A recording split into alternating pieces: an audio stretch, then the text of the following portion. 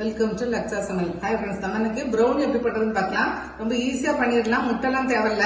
அதுக்கு நான் ஒரு 100 கிராம் மைதா எடுத்து வச்சிருக்கேன். 2 tablespoon cocoa powder,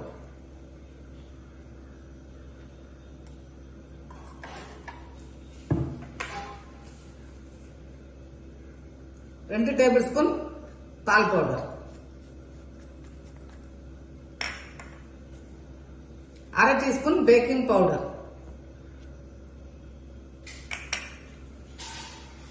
1/4 teaspoon baking soda. இப்ப நம்ம இந்த இதெல்லாம் நல்லா ஜலிச்சு வச்சுக்கலாம். நம்ம நல்லா கூட மிக்ஸ் பண்ணிக்கலாம். நம்ம இப்படி ஜலிச்சு வச்சுட்டீங்கன்னா நல்லா ஈவனா மிக்ஸ் ஆகிறா இருக்கலாம். இப்ப நல்லா ஜலிச்சாச்சு. இந்த மாதிரி நல்லா மிக்ஸ் பண்ணிக்கிடுங்க. நீங்க நல்லா மிக்ஸ் பண்ணீங்கன்னா தான் நல்லா ஈவனா இருக்கும். நம்ம மிக்ஸ் பண்ணிட்டு ஒரு 3 டேபிள் ஸ்பூன் பட்டர் போட்டுக்கலாம். பட்டர் நல்லா ரூம் டெம்பரேச்சர்ல இருக்கட்டும்.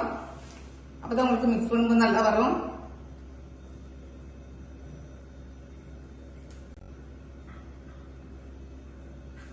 மூணு டேபிள் ஸ்பூன் போட்டிருக்கேன்.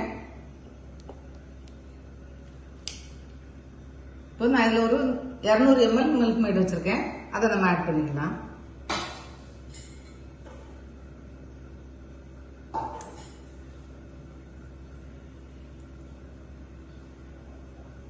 இப்படிதான் நம்ம நல்லா மிக்ஸ் பண்ணிக்கலாம். பட்டர் மில்க் மேட் எல்லாம் சேர்த்து நல்லா மிக்ஸ் பண்ணி வச்சு நம்ம பட்டர் மில்க் மேட் எல்லாம் போட்டு இப்போ நம்ம 1 டீஸ்பூன் வெனிலா எசன்ஸ் வச்சுக்கலாம். ஊற்றி நல்லா மிக்ஸ் பண்ணிக்கலாம். ஒரே டைரக்ஷன்ல மிக்ஸ் பண்ணுங்க. இப்போ நம்ம ஒரு 2 டேபிள் ஸ்பூன் சோடா ஊற்றிக்கலாம். எந்த சோடா வேணாலும் ஊற்றிக்கிடுங்க. நான் பிஸ்லரி ஊத்துறேன்.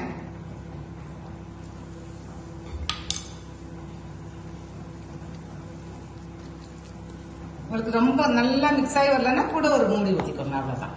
கூட ஒரு டேபிள் ஸ்பூன். நான் 3 டேபிள் ஸ்பூன் சோடா ஊற்றிருக்கேன். நீங்க பிஸ்லரி கிளப் சோடா ஏதாவது ஒன்று ஊற்றிக்கோங்க. இப்போ நம்ம மாத்திக்கலாம். நான் ஏற்கனவே பட்டர் போட்டு வச்சிருக்கேன். அதை நம்ம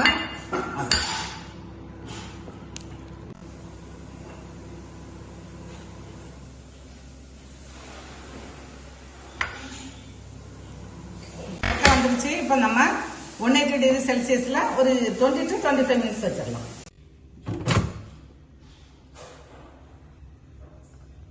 இப்ப நம்ம கேக் ரெடி ஆயிட்டா பாத்திரலாம். எனக்கு கரெக்டா 25 நிமிஷம் வச்சிருக்கேன்.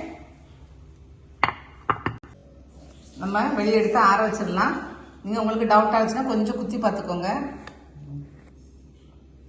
ஒட்டல பாருங்க. இப்போ கரெக்டா வந்துருச்சு. இப்போ நீங்க மாவு மிக்ஸ் பண்ணும்போது ரொம்ப தண்ணியா இல்லைன்னு சொல்லிட்டு எதாவது மிக்ஸ் பண்ணிடாதீங்க. இந்த கன்சிஸ்டன்சி தான் உங்களுக்கு ப்ரௌனிக்கு கரெக்டா இருக்கும். ஏன்னா நம்ம இன்னும் கிரீம் எல்லாம் போடணும். அதனால இந்த கன்சிஸ்டன்சி கரெக்டா இருக்கும். நீங்க இதை அப்படியே ஃபாலோ பண்ணிக்கோங்க. இப்போ இதுக்கு கேக் நல்லா ஆறட்டும். அப்புறம் நம்ம கிரீம் போட்டுக்கலாம். இப்போ நம்ம கேக்கை பாத்திரத்திலிருந்து எடுத்தாச்சு. இப்போ நம்ம இந்த கேக்கை 2ஆ கட் பண்ணிக்கலாம். கேக்க 2ஆ கட் பண்ணிடலாம். கட் பண்ணிட்டு நம்ம அதுல ஒரு கிரீம் ரெடி பண்ணிடலாம். நான் இப்ப இதுல ஒரு 100 gram dark chocolate, compound chocolate வாங்கி வச்சிருக்கேன். அதுல நான் ஒரு 60 ml ஃப்ரெஷ் கிரீம் ஊத்துறேன். ஊற்றி நம்ம ரெண்டையும் நல்லா மெல்ட் ஆக வரைக்கும் ஹீட் பண்ணிக்கலாம். கிரீமும் சாக்லேட் சேர்த்து நல்லா உருகுனோன்னு நீங்க ஆஃப் பண்ணிருங்க. அதுக்கு மேல வைக்க வேண்டாம்.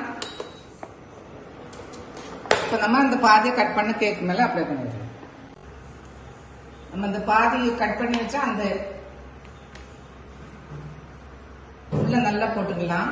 போட்டுட்டு அப்புறம் நம்ம மேல மீதி இருக்கிறத மேல போடுறோம். நீங்க சூடா பண்ணீங்கன்னா கொஞ்சம் இந்த மாதிரி கொஞ்சம் உடஞ்சி வர்ற மாதிரி தான் வரும். கொஞ்சம் நல்லாவே ஆற வச்சுட்டு பண்ணுங்க. இப்ப நம்ம இதை எடுத்து மேல வச்சோம்.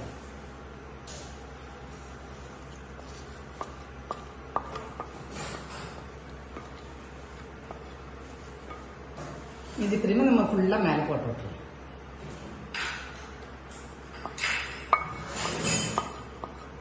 உங்களுக்கு இந்த அளவு கரெக்டா இருக்கும்.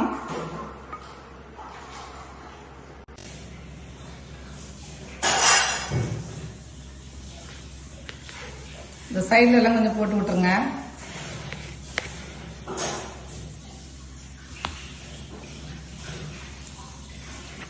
கொஞ்சம் வால்நட்ஸ் வச்சிருக்கேன். நீங்க உங்களுக்கு பிடிக்கும்னா இதுல போட்டுக்கோங்க. வேற எந்த நட்ஸ் வேணாலும் நீங்க போட்டுக்கோங்க. போட்டுட்டு நம்ம கட் பண்ணிடலாம். போட்டு நம்ம எந்த சைஸ்ல உங்களுக்கு வேணுமோ அந்த சைஸ்ல கட் பண்ணிக்கோங்க.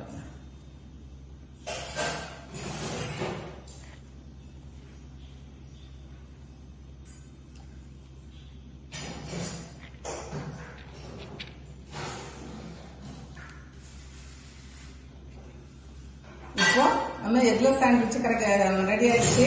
செஞ்சு பாருங்க, நல்லா இருக்கும். தேங்க்ஸ் ஃபார் வாட்சிங்.